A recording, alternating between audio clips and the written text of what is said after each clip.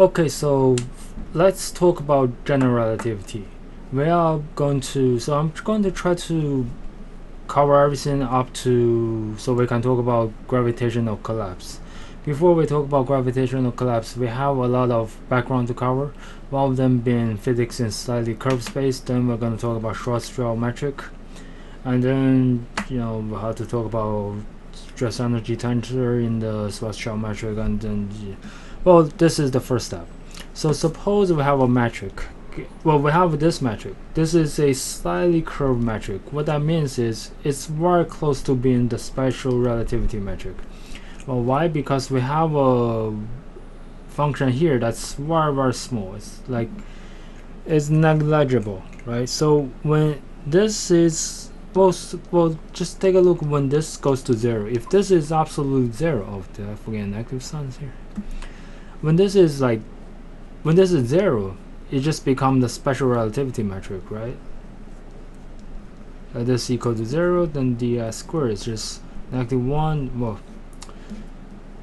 the metric is just this. I like to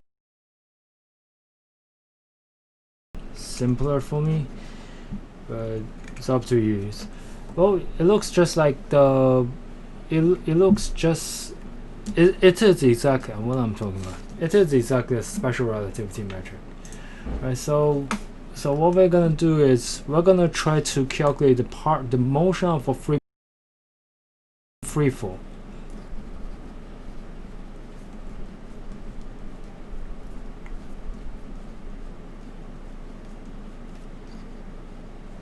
Which means the particle must follow the geodesic equation because it's following because it's in free fall. So what that means is not all. We're not gonna use the velocity operator. We're gonna use the momentum operator. The full momentum. We're gonna use the full. This is the full velocity. U is the full velocity. This is the full momentum. So P equals to.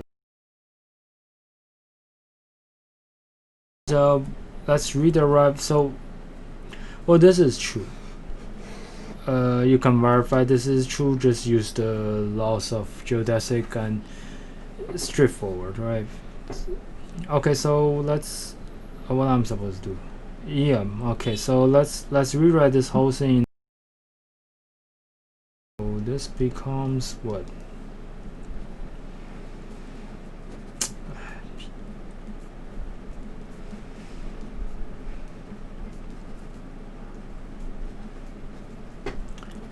Okay, now let's look at the first component, the zeros component. So that means I'm going to take only the zeros component. I should have. Let me write this in terms of this. So let's say the free parameter is tau. So this becomes d tau. There should be m d tau x. So there should be another m here. Okay. Beta m d tau m d tau beta. Okay, so this is just p. So this becomes m d tau. This is p alpha, right? Yeah. And then this is alpha beta. This is okay. So this is p mu p beta. Okay. Well, in the zeros order component, so this is what it looks like in general. But in the zeros order component, we have d tau p0 plus. Yeah, everything else is still the same. Alpha beta, mu beta. And this is still equal to 0. And now we're going to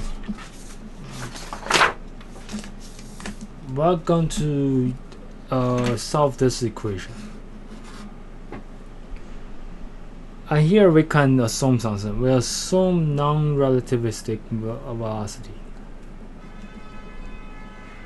If I'm doing this slowly, I might run out of time. In non-relativistic velocity, that just means p0 is much greater than pi, because the velocity is almost negligible. So the energy is always greater. So this becomes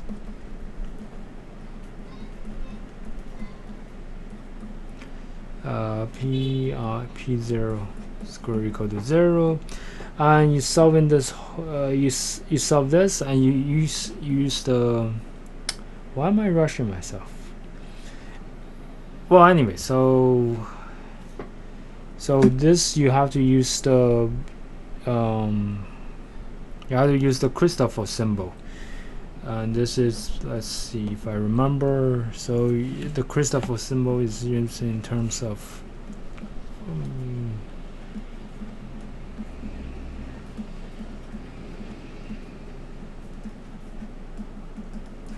the Christoffel symbol is written in terms of metric like this, and we know what's the metric, right? So we have the metric here.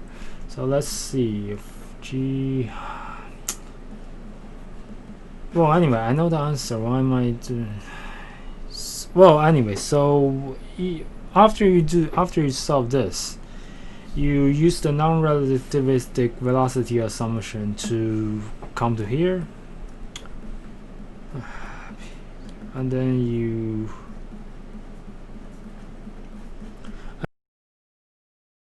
have to assume that is there anything else I need to assume? Well, anyway, this is approximately this. So let's see. So can we solve this now? We have to assume p0 square is up, and so this becomes m squared md, and this is just e, right? So this is just e, and then we have this. Well, anyway, so if this is independent time, we can assume constant time. So we got that energy is consumed unless the gravitational field depends on time. So that's physics in slightly curved space.